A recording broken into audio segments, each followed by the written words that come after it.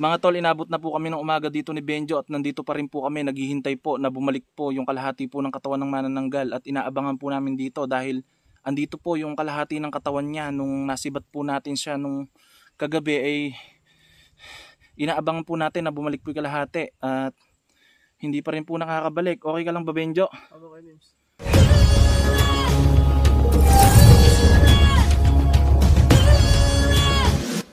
Ayan, Benjo. Andun pa rin yung kalahati.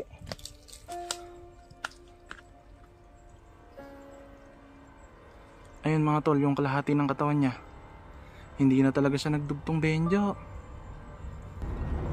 Yung mga tol, no? Yung kagabi po nung nasibat natin, napakarami po talagang dugo doon. Tara mga tol, lalapitan po natin. Lalapitan natin mga tol. Tara, Benjo.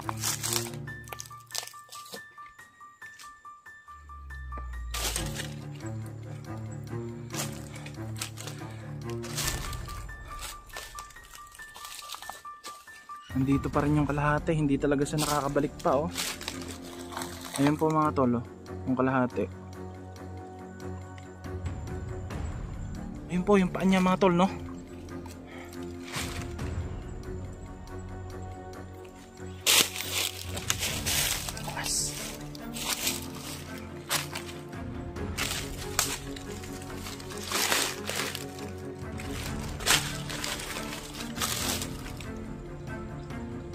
Umaga na mga tol, eh. Bugsa kayo lang. Oo, dito. Ayan po, para makita nyo po ng araw mga tol. Dito ko po siya sa taas na sibat. Dito po siya bumagsak. Kasi yung kabila po ng area na to mga tol, shortcut po papunta sa ilalim ng tulay at doon po kami pupunta para po mailigtas po yung bata na ililigtas po natin dahil anak po yun ng aswang mga tol at nagbago na po yung tatay niya at ang request niya po ay makasama po yung anak niya na magbagong buhay po ano mga tol. Kaya po tutulungan po natin pero pinoprotektahan po yung bata na yon ng mga aswang po ng mga kasamahan nila. Ano bang magandang gawin dito, Benjo, at hindi na makakabalik? Susunugin natin. Okay, Mims. Ano to? Pugad siguro dito ng manananggal yung nadaanan na natin dito. Mga manananggal at saka aswang siguro. Pero hindi tayo titigil hanggat hindi sila nauubos kasi yung sa karatig lugar po dito ay marami pong hayop talaga na bigla na lang nawawala. Yung mga kambing, baboy, ano. Kaya pala nawawala yung mga hayop dito na ano, sila siguro yung mga may gawa nito.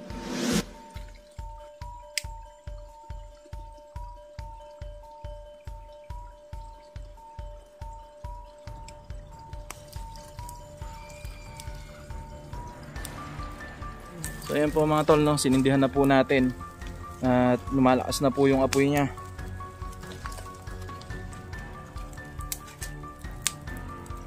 Apoy niya, Benjo. So ayan po mga tol, nasusunog na po yung kalahati ng katawan ng manananggal na to. Kinakabahan ka ba, Benjo? Ayan, ito natakot. Nandito lang ako. Ayan mga tol. Oh. Paniguradan, hanap naman eh. Buhay pa nga eh. Ano yun? Napuruhan ng sibat kasi ang daming dugo dun eh. Sa may tabi ng nyug na to mga tol eh, no? Pagka naluto ng usto yan, lagyan pa natin ng dahon, Benjo. Talagang kahit na umalis tayo dito, hindi na siya makakabalik dyan.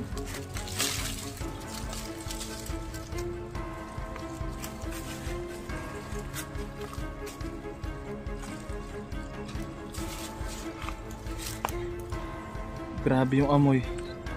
Parang nag-amoy barbecue, ano? Oh, malansa na, ano? Parang inihaw.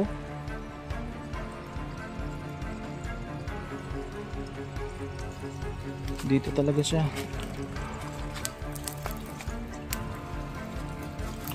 Dito talaga siya mga tol. Talaga nahati yung katawan niya dito. Sa place po na to. Ayun mga tol, oh. Ito po yung place. Diyan siya lumilipad kagabi eh. Sigurado ako napuruhan natin siya. Meron pa tong mga kasama mga tol. Sigurado ako. Hahanapin pa natin yung mga kasama nito. Parang gumagalaw pa, ano? Ayun mga tol, nasunog na po yung palda niya. Ayun, nasusunog na Benjo yung palda niya.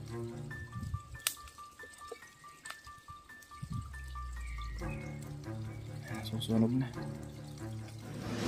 Akyat tayo dito mga tol at baka po tamaan po tayo ng sabog. Sa palagi mo kayo, patay na kaya yan? Hahanapin natin Benjo yung kalahati ng katawan, baka nandito lang makita natin. Mga tol, samahan nyo po kami, hahanapin po natin. Opo. Dahil yung katawan po niya ay sunog naman na po. Dito siya dito ko nakita Dito no. Tapos bumagsak siya dito. Tinamaan siya ng sibat. Dito sa area na to.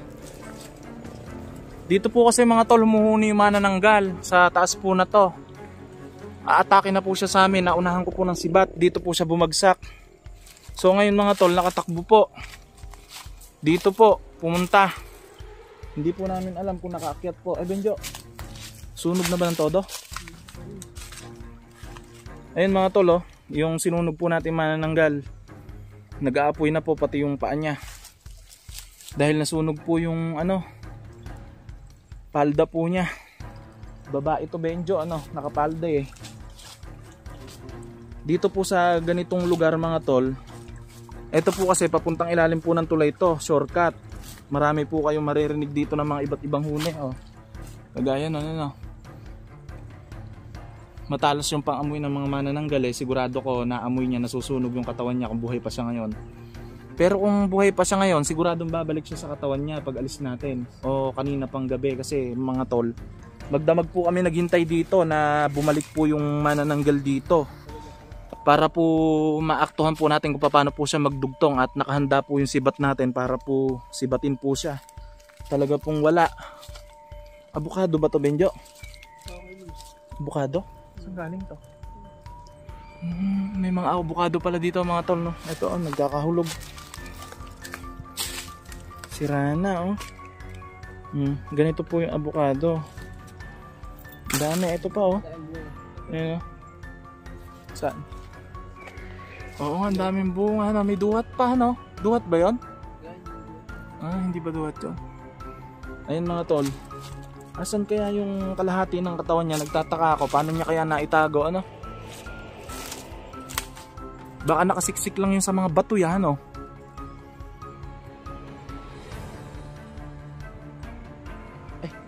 Benjo, tara dito. Parang may nararamdaman ako dito, gumagalaw dito sa may kabila.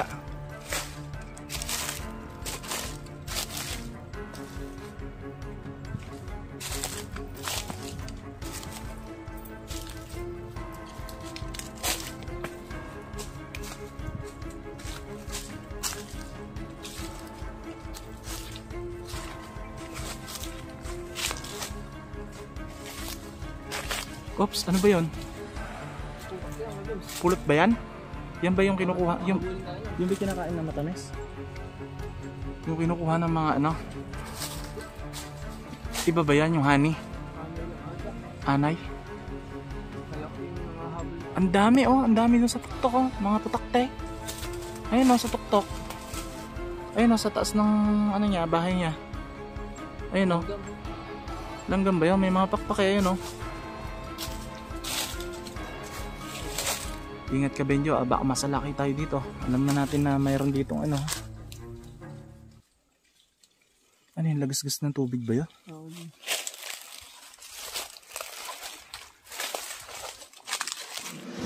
So ayun mga tol, sinubukan po namin ni Benjo na hanapin po yung kalahati ng katawan pero hindi po namin makita. Sigurado po ay nagsuksok po siya dito sa mga gilid-gilid lang pero sa palang araw masusunog na yung kusa. Oo.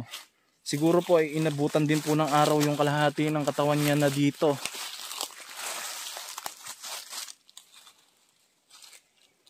Mga tol, sunog na yung katawan. Sunog na yung katawan Benjo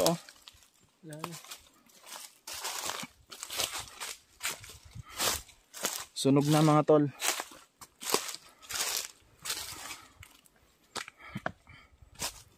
Hindi tayo titigil hanggat hindi nauubos yung mga manananggal dito.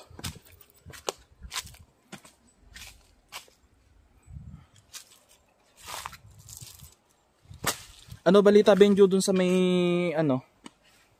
yung puno na lagi daw umuusok pagkagabi?